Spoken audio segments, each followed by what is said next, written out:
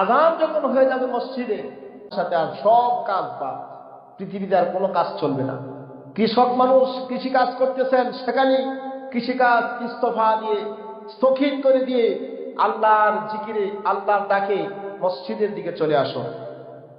চাকরি করতেছে, চাকরি কেন ইস্তফা দিয়ে সেখান থেকেই আপনার আল্লাহ ডাকে চলে আসো।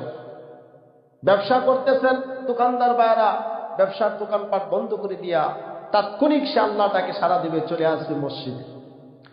আল্লাহ বলেন, ইয়া আইয়ুহাল্লাযীনা আমানু ইযা নুদিয়া লিস-সালাতি মিন ইয়াউমিল জুমআহ ফাসআউ ইলা যিকরিল্লাহি ওয়া যারুল বাই'আ যালিকুম খায়রুল লাকুম ইন কুনতুম তা'লামুন। আল্লাহ বলেন, ইয়া আইয়ুহাল্লাযীনা আমানু, হে ঈমানদার বান্দারা, ইযা নুদিয়া লিস-সালাতি মিন ইয়াউমিল জুমআহ, যখন তোমাদেরকে জুমার নামাজে আহ্বান করা হবে, ডাকা হবে, সব কাজ কাম ফেলে দিয়া জুমার নামাজের প্রথম আযান যখন শুরু হয়ে যাবে, পৃথিবীর সব কাজ কাম ছেড়ে দিয়া আল্লাহর ডাকে ফাসআউ ইলা যিকরিল্লাহ, আল্লাহর ডাকে দ্রুত চলে আসো, আল্লাহর ডাকে দ্রুত চলে আসো, তোমরা মসজিদে চলে আসো। নির্দেশ কার? আল্লাহ। আল্লাহর নির্দেশ বাহিরে কেউ যদি যায় তাহলে আল্লাহর বিরুদ্ধাচরণ করা হবে। আল্লাহর হুকুমের বাহিরে চলে গেলে আল্লাহর হুকুমের বিরুদ্ধাচরণ করা হলো, অবস্থা খুব ভয়াবহ হবে।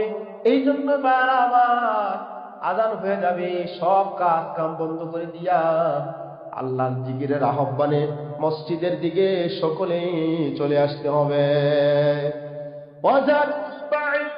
বেচা কিনা বন্ধ করে দাও, যত কাজ আছে বেচা কিনা আছে সব বন্ধ করে দাও।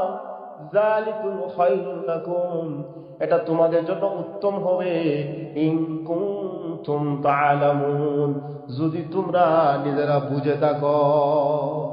তাহলে কি আযান দেওয়ার পরে কি কাজ চলবে পৃথিবীতে? আযান দেওয়ার পরে আর কোনো কাজ চলবে না।